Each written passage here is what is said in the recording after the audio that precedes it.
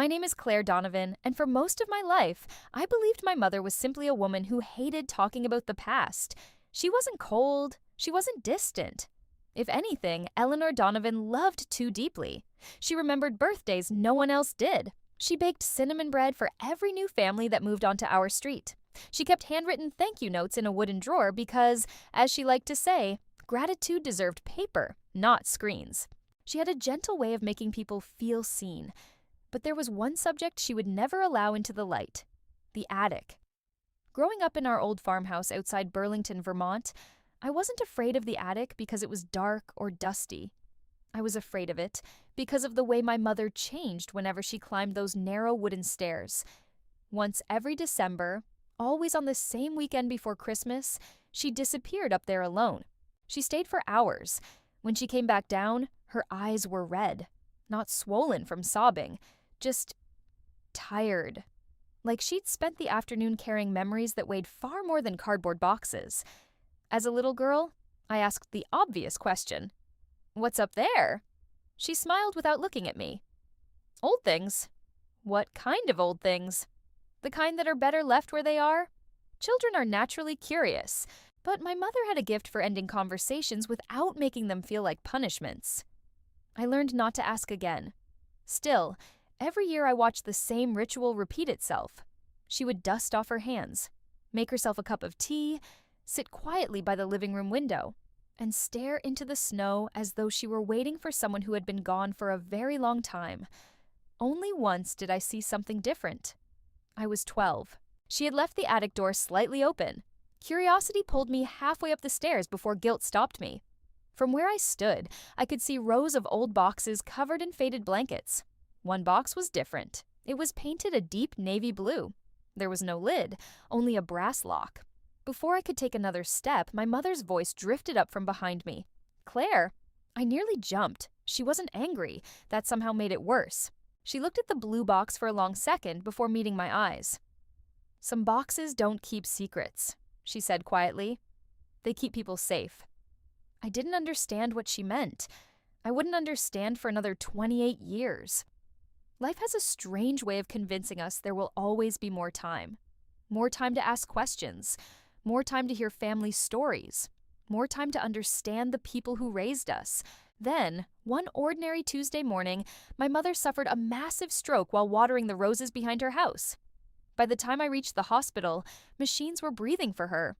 The woman who had seemed unshakable my entire life suddenly looked impossibly small beneath white blankets. When she finally opened her eyes, the doctor told me we probably had only minutes. I squeezed her hand. She squeezed back with surprising strength. "Mom!" Her lips barely moved. "There isn't much time." "Don't say that." She managed the faintest smile. "You always hated hearing the truth." Even then, she was trying to protect me. She turned her head toward the window before speaking again. "The attic." I frowned. "What about it?" "The blue box." Every muscle in her face tightened.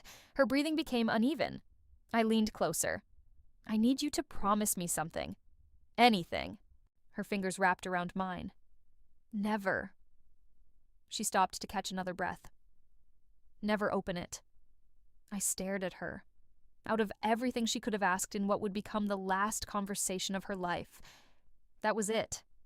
Not to sell the house, not to take care of myself, not to forgive anyone. Just one promise. Leave the blue box alone. "I promise," I whispered. She closed her eyes. For a moment, I thought she'd fallen asleep. Instead, she spoke one final sentence. "You've already lost enough." Those were the last words my mother ever said to me. The funeral passed in a blur of casseroles, flowers, and people telling me stories about a woman I thought I already knew. Everyone described Eleanor as generous, patient, kind. No one mentioned secrets. After the last guest left, silence settled over the farmhouse like fresh snow. For the first time in 40 years, the house belonged only to me. It felt wrong. Empty. Every room still carried traces of her.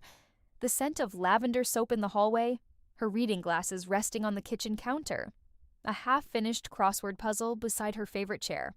I spent 3 days sorting clothes, donating furniture, and packing dishes into labeled boxes. anything to avoid climbing those attic stairs. On the fourth morning, a call came from a local bank. The manager introduced himself politely before asking an unexpected question. "Ms. Donovan, have you located the documents your mother mentioned?" I frowned. "What documents?" There was a brief silence. I'm sorry.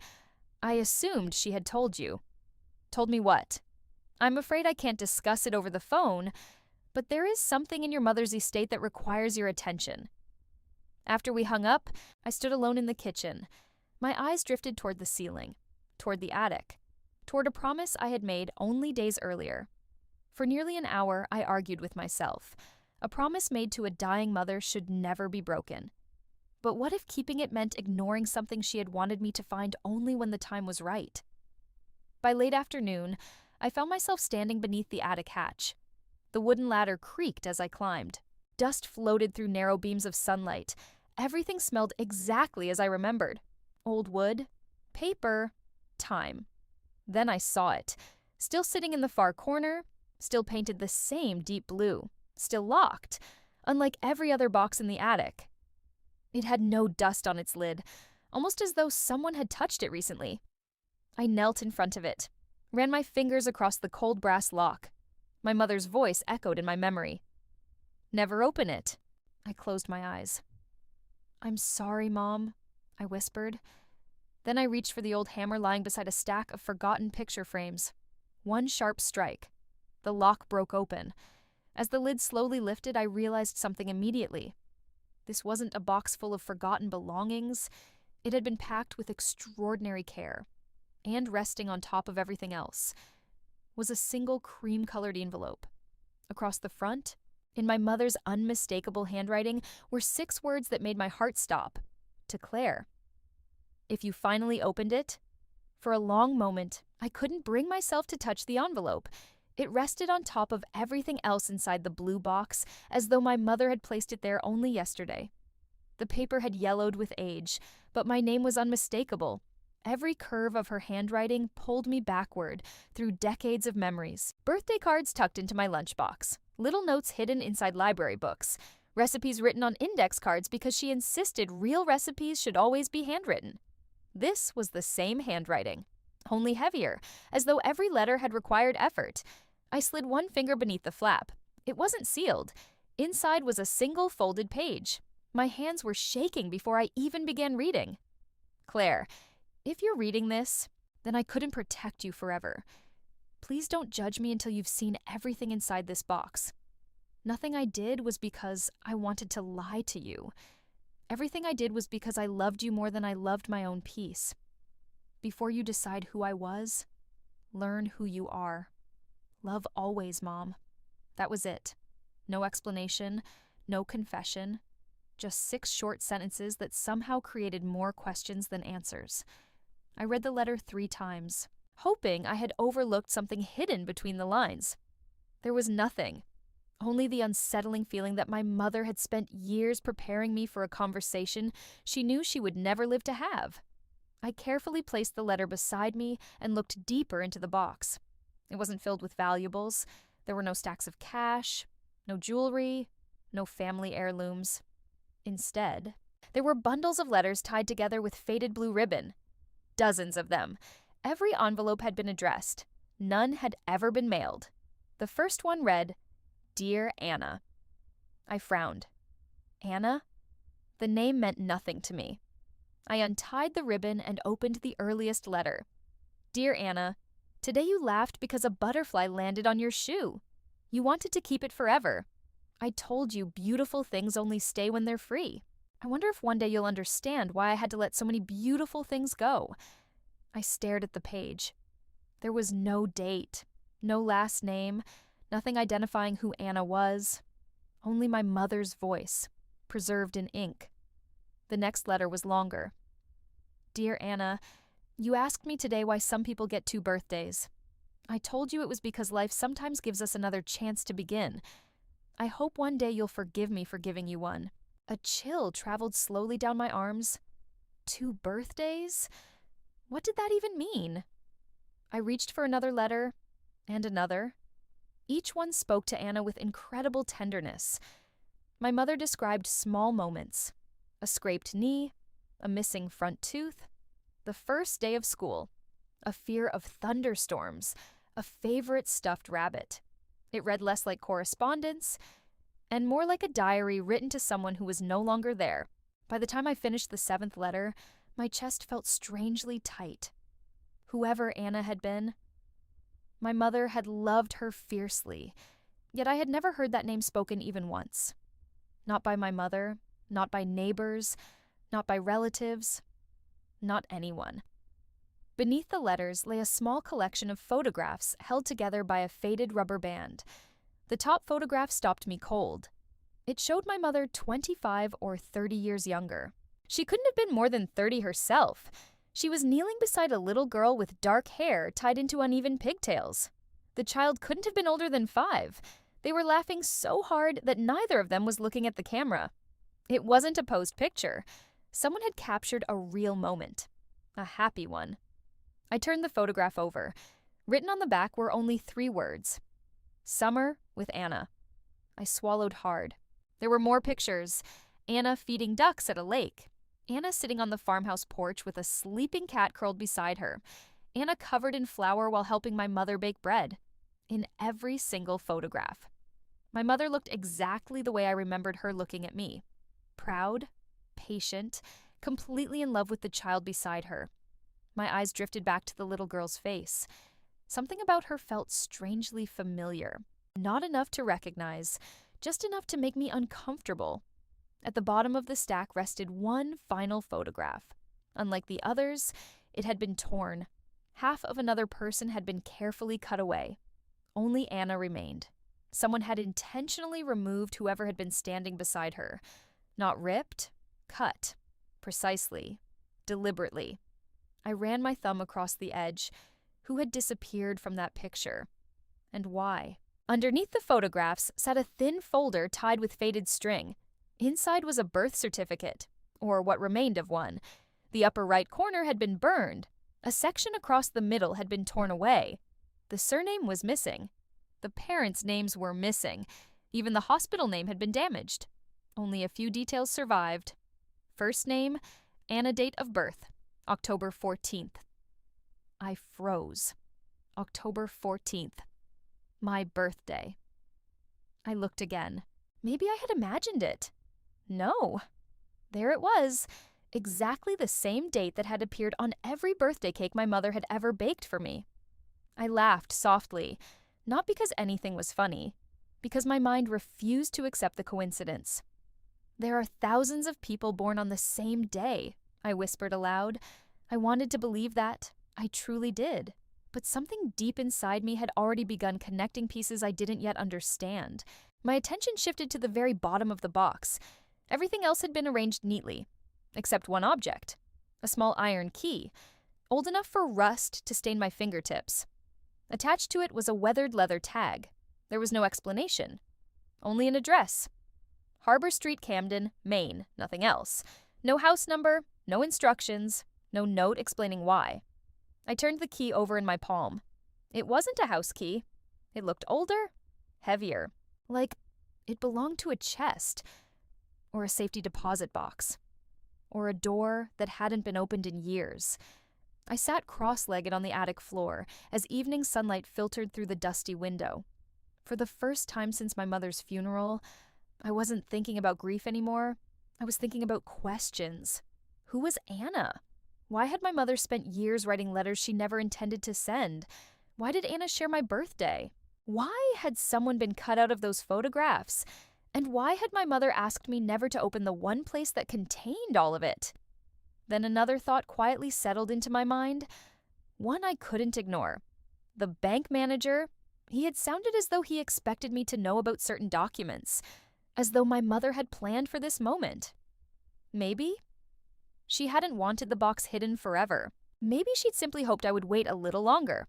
I looked once more at the key, then at the address. Camden, Maine was nearly 6 hours away. By any reasonable measure, driving there because of a stranger's name and a rusty key was absurd, but reason had stopped guiding this story the moment I found those letters. I carefully placed every photograph back into the box, folded my mother's letter exactly the way I'd found it, slipped the key into my jacket pocket. As I closed the lid, something slid from beneath the false bottom of the box and landed softly on the wooden floor. A tiny newspaper clipping, yellow with age. Only half the headline remained. Child still missing after local search. My pulse quickened. Beneath the headline was a blurry black and white photograph, even faded by time. I recognized the little girl instantly. Anna, and someone had circled her face in red ink. I barely slept that night. The newspaper clipping stayed on my bedside table, its torn headlines seeming to grow louder every time I looked at it. Child still missing after local search. The photograph of little Anna stared back at me. The more I looked at her, the more impossible it became to ignore what my instincts were trying to tell me. It wasn't that she looked exactly like me. Children change. Faces mature, hair darkens, eyes lose their roundness. But there were details. The slight tilt of her smile, the tiny gap between her front teeth, the way one eyebrow sat just a little higher than the other. I had spent 40 years seeing those same features every morning in my bathroom mirror. Coincidence? That's what I kept telling myself. Nothing more. By sunrise, I had convinced myself there was only one sensible thing to do. Drive to Maine, not because I believed I was about to uncover some life-changing family secret, because I needed answers before grief and imagination started inventing stories that weren't real. At least, that's what I told myself. The drive from Vermont to Camden took nearly 6 hours. Autumn had already painted northern New England in shades of gold and crimson. The highway slowly gave way to narrow coastal roads lined with weathered clapboard houses and fishing boats rocking gently in quiet harbors. Normally, I would have stopped for coffee, admired the scenery, maybe wandered through one of the little bookstores every New England town seemed to have. This time, I barely noticed any of it. The rusty key sat in the cup holder beside me. Every few miles, my eyes drifted toward it. It was remarkable how something so small could feel impossibly heavy. By early afternoon, I turned onto Harbor Street. It wasn't what I'd expected. There were no apartment buildings, no office complexes, only a handful of old homes overlooking the bay. Some freshly painted, others slowly surrendering to time. I checked the leather tag again. Still no house number, just the street. I sighed. So now what? As if in answer, I noticed an elderly mailman loading letters into a small postal truck. I parked and walked toward him. "Excuse me," I asked. "I'm looking for someone who might know about this address." I showed him the tag. His expression changed immediately. Not fear, recognition. He looked from the key to my face several times. Then he asked quietly, "You're Eleanor's daughter?" I nodded. "Yes." He smiled sadly. "I wondered if you'd ever come." A strange chill crept over me. "You knew my mother?" "Knew her?" He chuckled softly. "Miss Eleanor came here almost every October. Every October, for years, without ever telling me." "I don't understand." He pointed farther down the road. "White House." I followed his finger. At the very end of Harbor Street stood a modest 2-story home overlooking the ocean. White paint, blue shutters, a wraparound porch. Nothing remarkable, except someone was already standing on that porch, watching me. The woman couldn't have been younger than 90. She leaned lightly on a polished wooden cane, silver hair neatly pinned back, a navy sweater despite the mild afternoon. She didn't wave. She simply waited, as though she'd known exactly when I would arrive. I climbed the porch steps slowly. Before I could introduce myself, she smiled. "Oh." Her eyes filled with tears almost instantly. "You have Eleanor's eyes." My heart skipped. "I'm sorry." She interrupted gently. "No." She shook her head. "I suppose that's not entirely true." She took another long look at me. "You have her kindness." Then, almost in a whisper, "But those are Anna's eyes." The world seemed to stop moving. My mouth opened. Nothing came out. She already knew. Not my name, not who I claimed to be. "Anna, I think..." I finally managed to say, "You have the wrong person." She studied me with surprising patience. "No." A small smile appeared. "I've been waiting 40 years. Her name was Margaret Ellis. She invited me inside without asking another question. The house smelled faintly of cedar and sea salt. Family photographs covered nearly every wall. Children, grandchildren, birthdays, graduations, a life fully lived. She noticed me looking. I always liked photographs. She smiled. They remember what people try to forget. That sentence landed harder than she probably intended. We sat at a small kitchen table overlooking the harbor. She poured tea into delicate porcelain cups decorated with tiny blue flowers. For several minutes, neither of us spoke. Finally, she looked directly at me. Eleanor promised she would tell you one day. I swallowed. Tell me what? Margaret didn't answer immediately. Instead, she opened a wooden drawer beside the table and removed an old photograph. The frame was worn from decades of handling. She placed it carefully between us. It was another picture of little Anna. Only this time, someone else was kneeling beside her. A younger version of Margaret. I stared at the photograph, then back at the woman sitting across from me. You knew her? I loved her. The answer came so naturally it barely sounded like a confession. I watched her grow. You were family? Margaret smiled sadly. In every way that mattered. I felt my pulse quicken. My mother never mentioned you? I know. Why? Margaret's eyes drifted toward the ocean beyond the window. Because remembering me meant remembering everything else. She stood and disappeared upstairs. When she returned, she carried a faded scrapbook. Its leather cover had nearly fallen apart. She placed it gently on the table. This belongs to you. I've never seen it. I know. She opened the first page. Inside were dozens of newspaper clippings. Missing child, community searches, volunteer efforts, reward announcements. Every article featured the same photograph. Anna. The dates stretched across several months. Search teams, police updates, false sightings, dead ends. One headline caught my attention. Local family leaves state after tragedy. The accompanying article had been carefully folded, so one paragraph remained visible. Authorities continue to believe the child wandered away during a severe thunderstorm. Margaret quietly closed the scrapbook. They never found her. I looked up. What happened? For the first time since we'd met, the old woman hesitated. Her hands trembled slightly around the edge of her teacup. Then she asked a question that made every hair on my arms stand up. Claire. Her voice had become incredibly soft. Do you remember thunderstorms? I frowned. Of course. No. She leaned closer. I mean, do they frighten you? Without thinking, I answered. They always have. She closed her eyes, almost as though she had expected exactly that answer. When she looked at me again, tears were quietly rolling down her cheeks. I was afraid you'd say that. I felt my heartbeat growing louder. What aren't you telling me? Margaret reached across the table and gently took my hand. You've spent 40 years believing your life began in Vermont. She paused. It didn't. Then she whispered the words that shattered everything I thought I knew. Claire, you didn't come here looking for Anna. She squeezed my trembling hand. You came home. For several seconds, I couldn't breathe. The room around me disappeared. The sound of waves outside the window faded into silence. There was only one sentence echoing in my head. You came home. I slowly pulled my hand away. I said, forcing a nervous laugh. I think you're confusing me with someone else. Margaret didn't argue. She had the calm expression of someone who had already accepted that the truth would be difficult to hear. I hoped Eleanor would tell you before this day came. My mother never lied to me. The words came out more sharply than I intended. Margaret lowered her eyes. No. She nodded. She lied to herself every day because she believed it was the only way to keep you alive.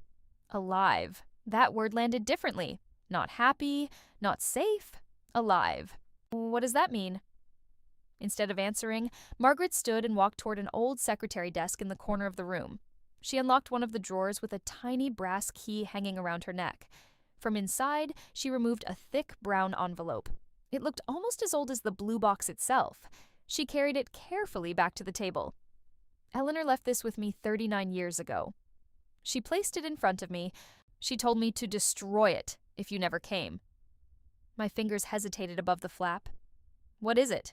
My promise. I looked at her. My promise to your mother. Inside were documents, dozens of them. Some were official court records, others were handwritten statements. There were photographs, medical reports, copies of newspaper articles. Everything had been organized with remarkable precision, almost like evidence. The first page was a court order. My eyes immediately found 2 words highlighted in faded yellow. Legal name change. I frowned. Below that, another line. Previous name, Anna Grace Whitmore. I stopped reading. My chest tightened so suddenly that I thought I might faint. Anna Grace Whitmore, the little girl from the photographs, the missing child, the name on every letter. I looked at Margaret. My voice cracked.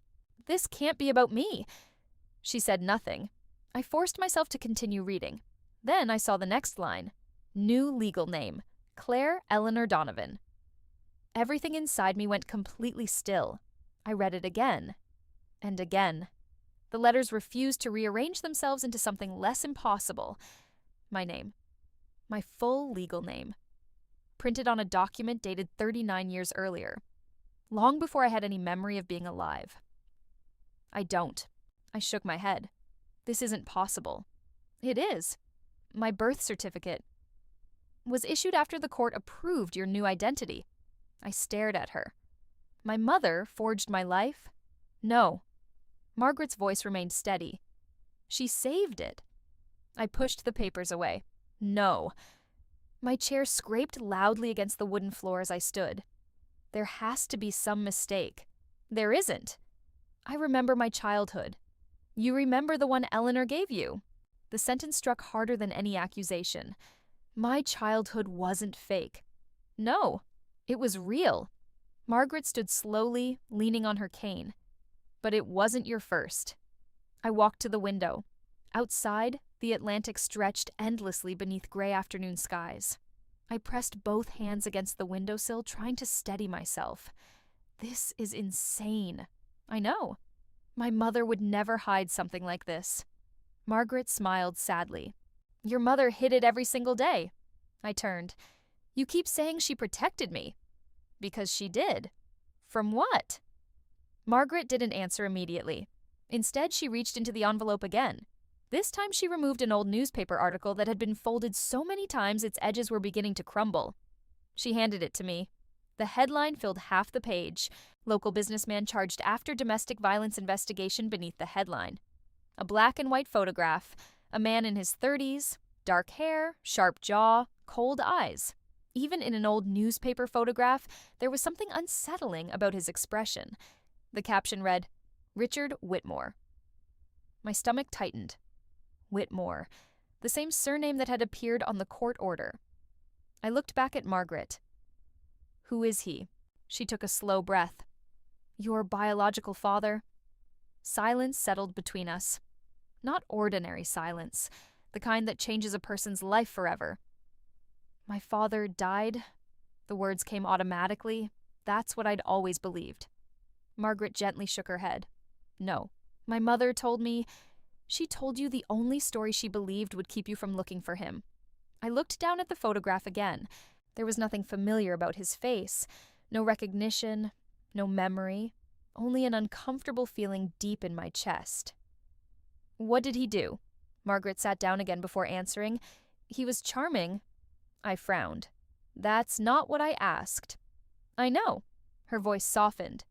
But monsters rarely introduce themselves as monsters. She folded her hands together. Richard Whitmore owned several construction companies across Maine. He was respected, successful, generous in public. She paused. Inside his own home. Her voice broke. He was someone else. I felt my throat tighten. Eleanor was never your biological mother. That part somehow no longer surprised me. She was a social worker. I blinked. What? She worked with children removed from dangerous homes. I stared. She met you after one of the worst cases our county had ever seen. My heart was pounding now. So she wasn't looking to become a mother. Margaret smiled through tears. She simply refused to let a little girl disappear into the system. She opened another file. This one contained photographs I wished I'd never seen. A small bedroom, Broken furniture, police evidence markers, nothing graphic, nothing violent, but enough to understand, enough to know that something terrible had happened there. Margaret quietly closed the folder before I could study it further. You don't need those images. What happened to Anna? She looked directly into my eyes. You. I frowned. I don't understand. You were Anna, she continued carefully. When police removed you from that house, you barely spoke. You startled whenever someone raised their voice. You refused to sleep unless the bedroom door stayed open. I felt a strange pressure building behind my eyes. Images? Not memories exactly, more like flashes. A hallway, heavy footsteps, rain against glass, someone shouting far away. Then, nothing. I pressed my fingers against my temples. Margaret leaned forward. What's wrong? I don't know. My breathing had become uneven. Another flash. A little white rabbit with one missing ear. A dark hallway. Someone saying, "Run." The image disappeared before I could hold on to it. I looked at Margaret. I've dreamed about a stuffed rabbit my entire life. She closed her eyes. You carried that rabbit everywhere. I never owned one. You did. She reached into the brown envelope one last time. From the bottom, she removed a faded Polaroid. A little girl, no older than 5, standing beside Eleanor, holding a worn white stuffed rabbit with one ear stitched back together. The little girl was smiling. She looked directly into the camera. She looked exactly like me. I felt my knees weaken. Margaret stood instinctively, catching my arm before I fell. Very softly, she whispered, Eleanor never wanted you to open that blue box because she knew one terrible truth. I looked at her through blurred vision. If you remembered who you had been. She paused. There was a chance someone else would remember too. Before I could ask what she meant, a loud knock echoed through the front door. 3 slow knocks. Deliberate. Margaret's face instantly lost all color. The teacup slipped from her trembling hands and shattered across the wooden floor. She didn't look at the door. She looked straight at me. Her voice was barely audible. He found you. The knocking came again. 3 slow, deliberate knocks. Not loud, not impatient, confident. The kind of knock from someone who already believed the door would eventually open. Margaret's breathing became shallow. No, she whispered. It can't be. I looked toward the front window, but the porch was hidden by the angle of the curtains. Who is it? She grabbed my wrist with surprising strength. Don't speak. Another knock, then silence. The old woman slowly walked toward the hallway, stopping just before reaching the front door. She didn't open it. Instead, she called through the wood. We're not receiving visitors today. Several seconds passed. Then a man's calm voice answered. I understand. His tone was polite, almost pleasant. I'm looking for Claire Donovan. Every muscle in my body tightened. Margaret closed her eyes. He knows your new name. The voice continued. I don't want to frighten anyone. I simply need to speak with her. I stepped forward. Margaret immediately raised a trembling hand. No, but if he already knows I'm here, that doesn't mean he knows where. The distinction seemed important to her. She remained perfectly still until the footsteps on the porch slowly faded away. A car engine started. Minutes later, silence returned. Neither of us moved. Finally, Margaret looked through the curtain. He's gone. I exhaled for what felt like the first time in several minutes. Who was that? She turned toward me. I've never seen him before. What? But I know exactly who sent him. We returned to the kitchen. The broken teacup still lay scattered across the floor. Margaret didn't bother cleaning it. Somehow, that frightened me more than the knocking itself. She folded her hands on the table. Richard Whitmore was released from prison 8 years ago. I stared at her. Prison? He wasn't convicted for what he did to you. Her voice carried an old bitterness. They couldn't prove enough. So what was he imprisoned for? Financial crimes? Fraud? Bribery? She sighed. The law eventually caught the businessman, but not the father. I felt sick. So he's alive? Yes, and he knows I'm alive. Margaret hesitated. I don't know. Then why did that man ask for me? Because someone has been asking questions. She opened the scrapbook one last time. Near the back was a recent newspaper clipping, only 2 years old. The headline read, "Local developer purchases historic harbor properties." The smiling businessman standing beside the mayor looked familiar. Not because I'd ever met him, because his jaw, his eyes, his smile, all echoed the face I'd seen in the older newspaper. That's... Margaret nodded. Daniel Whitmore? I looked again. Richard's son. My brother? No.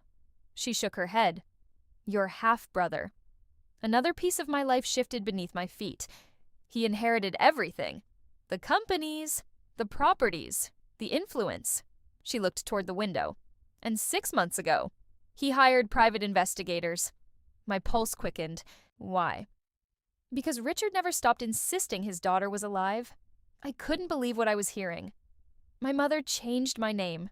She moved us across state lines. She erased every record she legally could. And after 40 years, they're looking for me? Margaret nodded. They always hoped the trail had disappeared forever. But people with money rarely stop searching. I thought about the blue box, the letters, the promise. Suddenly everything made sense. My mother hadn't feared my reaction. She had feared my curiosity, because curiosity would bring me here and here. Someone might see me exactly as they had. I have to leave. The words escaped before I'd fully thought them through. Margaret looked at me quietly. Running is an option. It worked once. It cost Eleanor 40 years of peace. I lowered my eyes. She was right. My mother had spent 4 decades looking over her shoulder, checking locks, avoiding old places, living carefully, not because she was afraid for herself, because she was afraid for me. I suddenly remembered something she'd always done. Every birthday, without fail. She checked every door before going to bed. I used to tease her about it. She always smiled and said, "It helps me sleep." Now I understood. It had never been about sleeping. It had been about surviving. Margaret disappeared upstairs once more. When she returned, she carried a small cedar box. Inside was a folded letter. The envelope was newer than everything else. My name appeared across the front. Not in faded ink, not yellowed with age. It had been written recently. Very recently. Margaret placed it in my hands. Eleanor mailed this to me last month. She told me not to give it to you unless everything else failed. My throat tightened. With trembling fingers, I unfolded the pages. My dearest Claire, if this letter has reached your hands, then it means 2 things. First, I am no longer there to explain what I should have told you years ago. Second, you discovered the blue box. If you're angry with me, you have every right to be. I stole the chance for you to choose your own story. But I never stole your future. I gave you one. The little girl named Anna deserved safety. The woman named Claire deserved freedom. I prayed every day that you would only ever know the second life, not because the first one wasn't real, but because no child should spend adulthood carrying the fear that belonged to someone else. You may wonder whether I was truly your mother. The answer has never depended on blood. The first night you slept in my house, you woke from a nightmare. You asked if monsters could open locked doors. I told you no. That wasn't true. Some monsters can. So I became the door. I stood between you and every nightmare I could. I would do it again. 1,000 times. If anyone tells you your life was built on lies, remember this instead. It was built on love. And love has always been the truest thing I ever gave you. Forever your mother, Eleanor. By the time I reached the last line, tears blurred every word. Not loud tears, not dramatic ones, just the quiet kind that arrive when grief finally stops resisting the truth. For 40 years, I had believed I was mourning one loss. Now I realized I was mourning 2 women at once. The little girl named Anna, who had disappeared, and the extraordinary woman named Eleanor, who had made sure she never had to disappear again. 2 months later, I returned to Vermont. I didn't change my name. I didn't try to reclaim the one I'd lost. Anna had been my beginning. Claire had become my choice. I donated the farmhouse to an organization that supported foster families and children escaping abusive homes. On the front porch, I placed a simple bronze plaque. It read, "In memory of Eleanor Donovan, who proved that being a mother is not something you're born into. It's a promise you choose to keep." Sometimes people ask whether I regret opening the blue box. I always give them the same answer. The box didn't destroy my life. It explained it. I spent 40 years believing my mother had hidden the truth because she was afraid of it. Now I know better. She hid it because she wanted me to grow up without fear deciding who I could become. Love wasn't the secret inside that old blue box. Love was the reason it had been locked in the first place. And when I finally understood that, I stopped asking who I had been. I finally became the woman my mother had spent her entire life protecting.